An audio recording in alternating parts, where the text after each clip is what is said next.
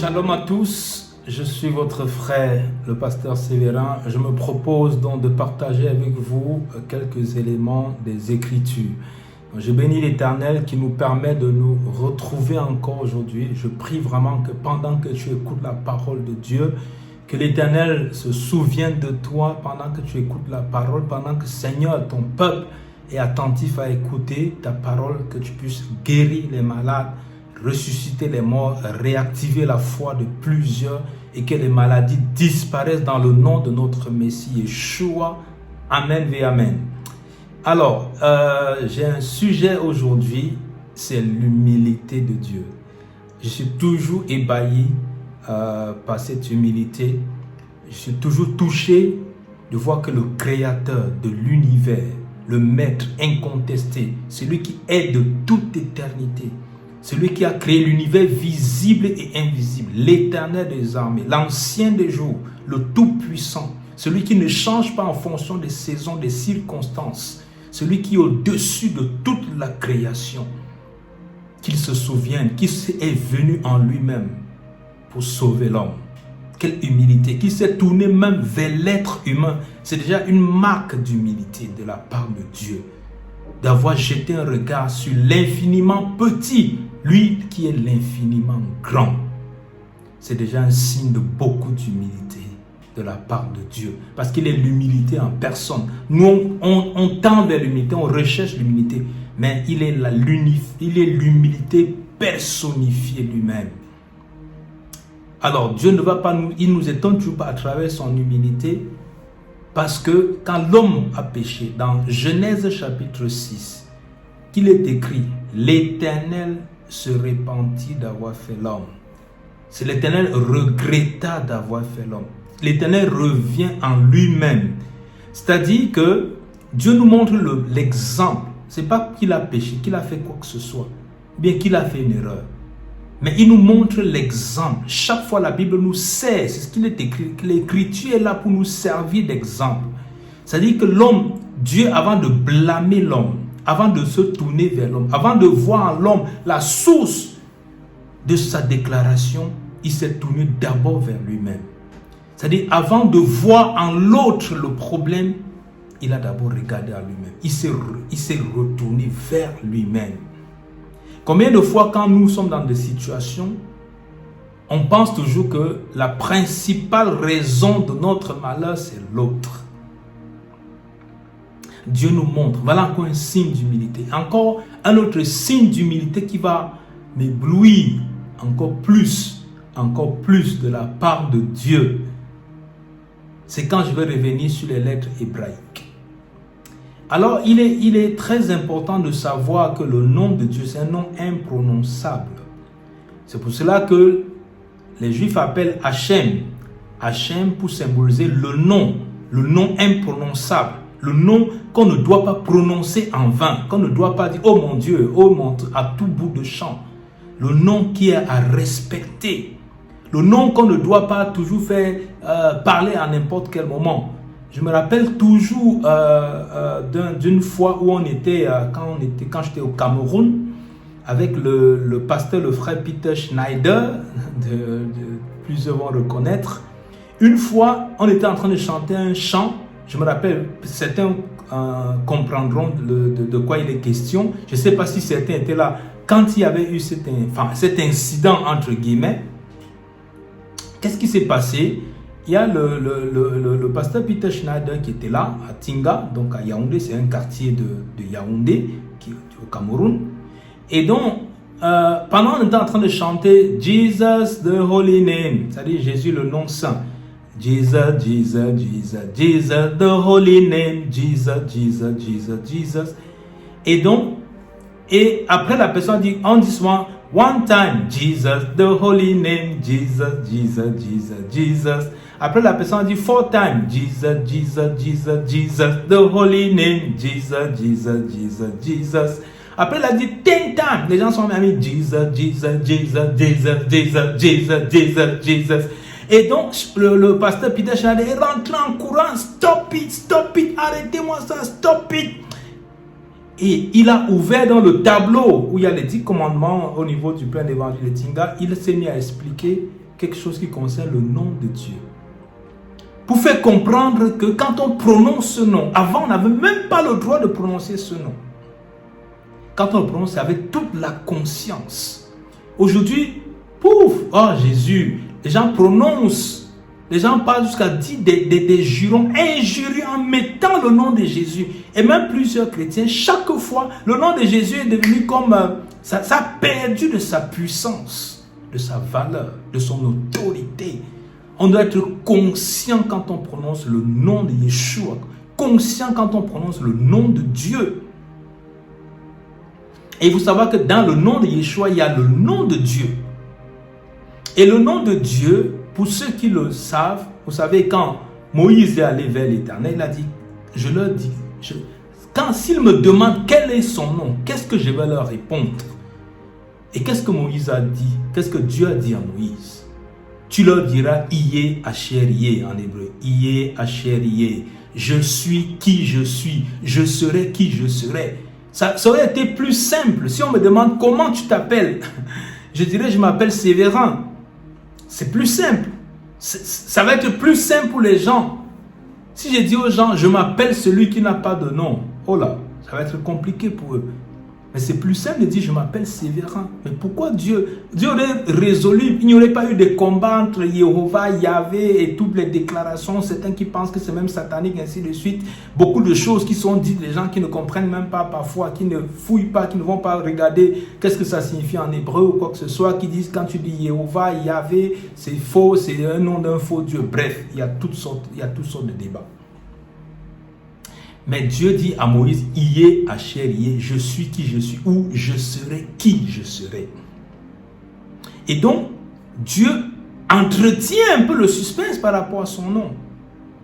Et donc, Dieu fait la révélation de son nom. Et la révélation de son nom, c'est les 4 lettres du tétragramme.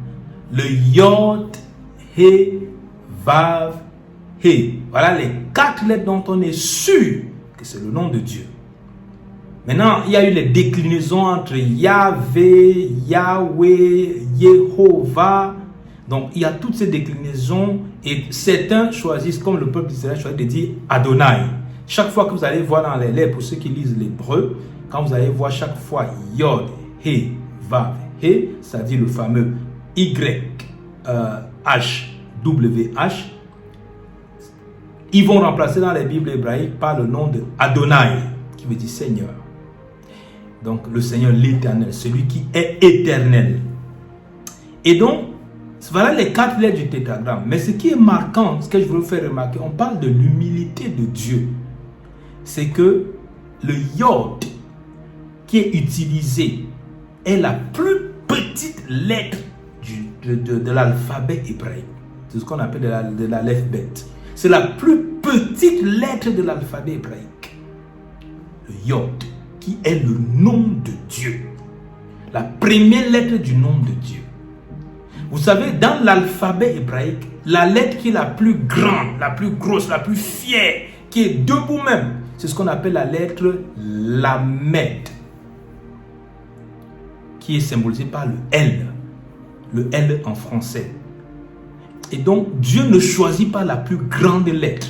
Dieu ne choisit pas la plus grosse lettre. Dieu ne choisit pas la lettre la plus fière, mais Dieu choisit la plus petite lettre de l'alphabet hébraïque.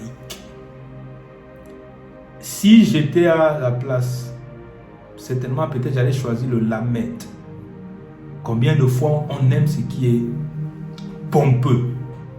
Quand on déroule même notre CV spirituel, on aime ce qui va frapper aux yeux. On aime ce qui va éblouir les gens. Mais Dieu vient. Le créateur du ciel et de la terre, le maître de tout l'univers, le créateur incréé, celui qui est de toute éternité, celui qui est au-dessus de toute chose, celui qui connaît tout, qui sait tout, qui voit tout, rien ne peut le surprendre. Il est Dieu de toute éternité. Il n'a ni commencement ni fin. Il est de toute éternité. Il est le grand, le souverain, le suprême, Adonai, El Shaddai, celui qui est vivant pour toujours, celui qui règne, l'ancien des jours, l'incontesté créateur. Et qu'est-ce qu'il fait? Pour son nom, il choisit la plus petite lettre, l'alphabet hébraïque.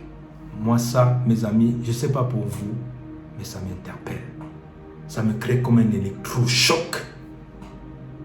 Ça me crée comme un électrochoc en disant quelle humilité. Quelle humilité. Quelle marque d'humilité. Dieu est l'humilité personnifiée. C'est pour ça que la Bible dit que Dieu résiste aux orgueils, il fait grâce aux hommes. En fait, c'est parce que l'orgueil, ça ne fait pas partie de sa nature. C'est-à-dire que tu peux être loin comme tu veux, tu peux être utilisé par Dieu comme tu veux. Dès que l'orgueil franchit ton âme, commence à s'installer dans ta vie, Dieu te quitte. Parce que ça ne fait pas partie de sa nature. Quel que soit le degré, entre guillemets, d'onction. Parce que si quelqu'un est très orgueilleux, très imbu, fanfaron, pompeux, et qu'on voit les miracles se produire, faites attention. Faites attention. Ces miracles ne viennent pas du trône d'Élohim. Parce que Dieu ne marche pas dans l'orgueil. Et donc ça c'est très important à savoir, bien-aimé. C'est ça qui m'a touché et qui me pousse chaque fois à dire, Seigneur, s'il y a un moindre orgueil en moi, un moindre m'as-tu vu, un désir d'ambition de quoi que ce soit personnel, tue ça en moi. Tue en moi tout ce qui est, qui a même un petit reflet de l'orgueil. Le nom de Dieu, il commence son nom par la plus petite lettre de l'alphabet hébraïque. C'est ce que Yeshua disait, vous vous rappelez dans Matthieu chapitre 5, verset 17, quand il dit que le Fils de l'homme, qu'il n'est pas venu pour abolir la loi, il n'est pas venu pour mettre un full stop final à la loi, comme plusieurs le pensent. Il n'est pas venu pour cela. Quel que soit ce que Paul va dire par la suite, Yeshua, le maître, le Messie, dit il n'est pas venu pour abolir la loi. Il dit que tant que le ciel et la terre subsisteront, tant que vous allez sortir, vous allez constater qu'il y a encore le ciel, il y a encore la terre, il n'y a aucune lettre. Il dit qu'il n'y a pas un yod. Le grec appelle ça le iota, c'est-à-dire la plus petite, mais l'hébreu appelle ça le yod. Il ne sera pas, il n'y a pas un seul yod. C'est lettre qui va tomber jusqu'à ce que tout soit accompli. La plus petite lettre. Quelle marque d'humilité Dieu nous enseigne. Est-ce que tu peux prier avec moi, frère? Est-ce que tu peux prier avec moi, ma soeur? Toi, serviteur de Dieu, est-ce que on peut prier ensemble? Seigneur, je voudrais te prier pour que tu puisses m'aider à demeurer humble de cœur. Tu es doux et humble de cœur, tu le dis, Seigneur. Combien de fois l'orgueil est subtil? Combien de fois il peut nous emporter si facilement? Ma prière pour ma vie, ma prière pour mon frère qui m'écoute, c'est que nous puissions demeurer à tes pieds. Que nous ne puissions pas faire de cette histoire une ambition personnelle. Parce que ça n'a rien à voir avec les ambitions personnelles. Il s'agit de ta volonté. Il s'agit de tes desseins éternels, Seigneur. Accorde-nous la grâce de l'humilité. De vivre l'humilité de Dieu. De vivre la pleine humilité, Seigneur. De ne pas nous entourer des artifices, mais de simplement faire ta volonté avec un cœur humble, Seigneur, car tous les jours tu nous montres qui tu es. Et Seigneur, ta parole est la vérité. Tu as dit allez prêcher la bonne nouvelle. Je voudrais prier pour un frère qui croit pleinement en toi en ce moment, qui est couché peut-être sur un lit d'hôpital. Toi qui écoutes ce message sur le lit d'hôpital, je prie par le Saint-Esprit que tu puisses te relever, que la puissance de Dieu te touche et que tu te relèves et que tu témoignes de la part de Dieu, que tu sois visité. Seigneur, je prie pour mon frère, ma soeur qui est malade. Je t'invite à poser ta main là où tu sens mal. Seigneur, je prie afin que par le Saint-Esprit, que toute personne qui est malade, quel que soit l'endroit malade, quel que soit le diagnostic des médecins, je détruis ce mal maintenant dans le nom de Yeshua et je commande à ce mal de partir maintenant. Que tout esprit de mort soit lié, soit saisi, que tu reçoives la vie de Dieu en toi, une dimension de la vie de Dieu soit téléchargée, soit déversée dans ton âme, dans ton corps pour détruire la maladie. Parce qu'il est écrit que si l'esprit de celui qui a ressuscité Yeshua Mashiach entre les morts habite en nous, il donnera la vie à notre corps mortel. Seigneur, je te bénis et je prie, Éternel, pour ceux qui vont écouter ce message et qui ne te connaissent pas, qui n'ont pas encore fait l'expérience avec Dieu, que tu es encore là dans ce monde, mon frère, ma soeur, Tu penses que toutes ces choses, c'est pour les autres. Tu penses que la foi, c'est comme des béquilles. Des gens qui sont faibles dans la vie et qui ont besoin de béquilles. Mon frère, tu te trompes.